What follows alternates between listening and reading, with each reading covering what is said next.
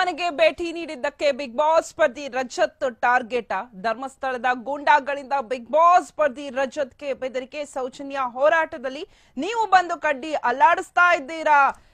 ಧರ್ಮಸ್ಥಳದಲ್ಲಿ ಸೌಜನ್ಯ ಹೋರಾಟ 13 ವರ್ಷದಿಂದ ನಡೀತಾ ಇದೆ.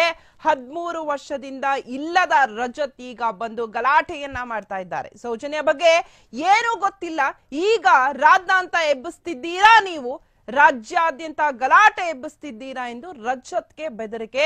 ಸೌಜನ್ಯಗೆ ನ್ಯಾಯ ಕೇಳಿದ್ದಕ್ಕೆ ಬಿಗ್ ಬಾಸ್ ಸ್ಪರ್ಧಿ ರಜತ್ಗೆ ಬೆದರಿಕೆ. ಫೋನ್ ಅನ್ನ ಮಾಡಿ ನಿರಂತರವಾಗಿ ಬೆದರಿಕೆಯ ಕರೆ ಮಾಡ್ತಿರುವಂತಹ ಗೂಂಡಾಗಳು ಸೌಜನ್ಯ ಪರ ದನಿ ಎತ್ತಿದ್ದಕ್ಕೆ ಬೆದರಿಕೆ ಎದುರಿಸ್ತಿರುವಂತಹ ಬಿಗ್ ಬಾಸ್ ಸ್ಪರ್ಧಿ ರಜತ್.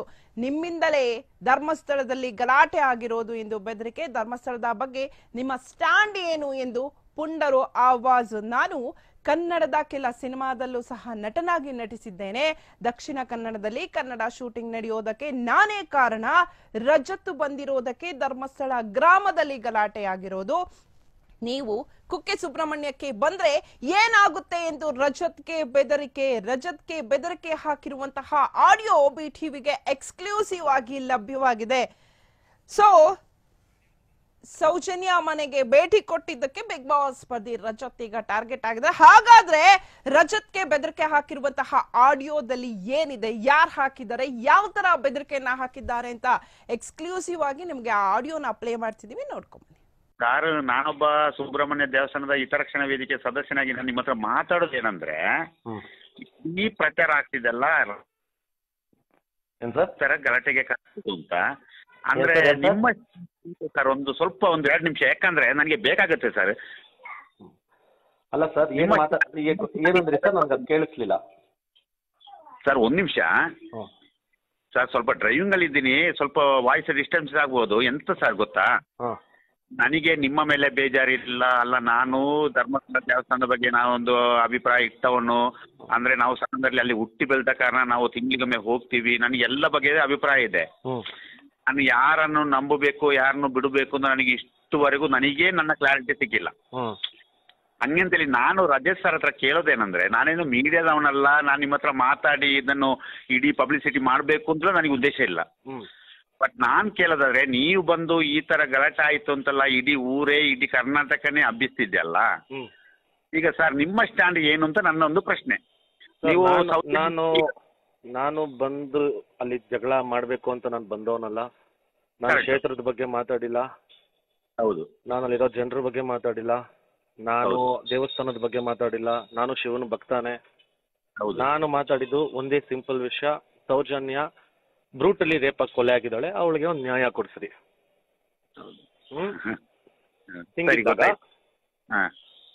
ರಿಪೋರ್ಟರ್ ಮೇಲೆಲ್ಲ ಹಲ್ಲೆ ಮಾಡಿ ವಿಡಿಯೋ ಆಗಿ ತಗೊಂತಾ ಇದ್ದೀರಾ, ಕ್ಷೇತ್ರದ ಹೆಸರು ಹಾಳಾಗ್ತಾ ಇದೆ, ಅದು ಇದು ಅಂತ ಹೊಡೆದಿದ್ದವರು, ದೊಡ್ಡದು ಮಾಡಿದವರು.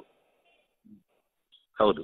ಹಂಗಿದ್ದಾಗ ಇವಾಗ ನಾನ್ ಬಂದಿದ್ದಕ್ಕೆ ಜಗಳ ಆಯ್ತು ಅಂದ್ರೆ ಇದಕ್ಕೆ ನಾನೇನಂತ ಹೇಳಿ ಸರ್? ಮತ್ತೊಂದು ವಿಷಯ, ನೀವು ನನ್ನ ಫೇಸ್ ನೋಡಿದ್ರೆ ಗೊತ್ತಾಗ್ಬೋದು. ನಾನು ಸವಾರಿ 2 ಮತ್ತು ಗೋದ್ರ ಅಂತ ಫಸ್ಟ್ ಇತ್ತು, ಡಿಯರ್ ವಿಕ್ರಮ್ ಅಂತ 2 ಫಿಲಮ್ ನಲ್ಲಿ ಸೈಡ್ ಆಕ್ಟಿಂಗ್ ಮಾಡಿದವನು.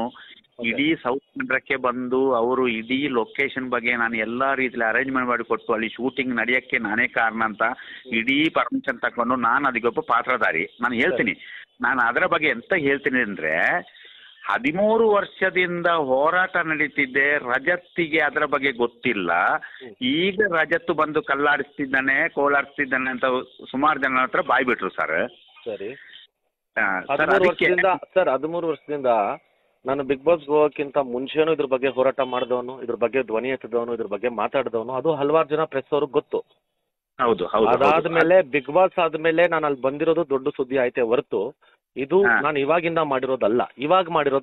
ಬಿಗ್ ಬಾಸ್ ಗಿಂತ ಮುಂಚೆನೂ ನಾನು ಮಾಡಿದೀನಿ. ಹೌದು.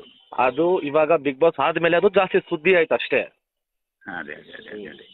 ಈಗ ಎಂತ ಗೊತ್ತುಂಟು ಸರ್, ಈಗ ನಾನು ಫೋನ್ ಮಾಡ್ತಿದ್ದು ರಜತ್ ಬಂದು ಈ ತರ ಎಲ್ಲ ಆಯ್ತಲ್ಲ, ಇನ್ನು ಸುಬ್ರಹ್ಮಣ್ಯಕ್ಕೆ ಬಂದು ಸುಬ್ರಹ್ಮಣ್ಯದಲ್ಲೂ ಕೋಲಾಡಿಸ್ತಾನೆ ಅಂತ ಹಂಗೆ ಅಂತ ಕೆಲವರು ಮಾತಾಡ್ತಿದ್ದಾರೆ. ನಾನು ಹಂಗೆ ಅಂತೇಳಿ ಸರ್, ನೀವು ಸುಬ್ರಹ್ಮಣ್ಯಕ್ಕೆ ಬಂದಾಗ ನನಗೊಂದು ಫೋನ್ ಮಾಡಿ, ನನ್ನ ನಂಬರ್ ಇದೇ ನಂಬರು. ಬಟ್ ನೀವು ಬಂದ್ರೆ ನೀವು ನನ್ನನ್ನೊಂದು ಮೀಟ್ ಆಗಿ, ನಾನು ಸುಬ್ರಹ್ಮಣ್ಯದಲ್ಲಿ ನಿಮಗೆ ಮೀಟ್ ಆಗ್ತೀನಿ. ಬಟ್ ನನಗೊಂದು ನಿಮ್ಮ ಮೇಲೆ ನನಗೆ ಪರ್ಸನಲ್ ಆಗಿ ಯಾವುದು ಬೇಜಾರಿಲ್ಲ ಸರ್. ಈಗ ಅಂದ್ರೆ ನಾವು ಊರಿನವರು ಎಲ್ಲ ಧರ್ಮಸ್ಥಳಕ್ಕೆ ಸಪೋರ್ಟ್ ಸರ್. ಅಲ್ಲ ಮಾಡಿ ಸರ್, ನಾನು ಧರ್ಮಸ್ಥಳಕ್ಕೆ ಸಪೋರ್ಟ್ ಮಾಡ್ತಾ ಇರೋದು. ನಾನೇನು ದೇವ್ರ ಬಗ್ಗೆ ಮಾತಾಡಿಲ್ಲ, ನಾನು ಕ್ಷೇತ್ರದ ಬಗ್ಗೆ ಮಾತಾಡಿಲ್ಲ. ನಾನು ಮಾತಾಡೋದು ಒಂದು ಹೆಣ್ಮಗು ಮರ್ಡರ್ ಆಗಿದ್ದಾಳೆ, ಅವ್ರಿಗೆ ನ್ಯಾಯ ಕೊಡಿಸಿ, ತಪ್ಪೇನಿದೆ ಸರ್?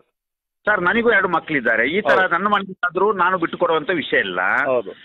ಬಟ್ ಜನಗಳು 1000 ಮಾತಾಡ್ತಾರಲ್ಲ, ಅದಕ್ಕೆ ನಿಮ್ಮ ಹತ್ರ ಒಂದು ಮಾತಾಡುವ ಅಂತ ನಿನ್ನ ನಂಬರ್ ನಮಗೆ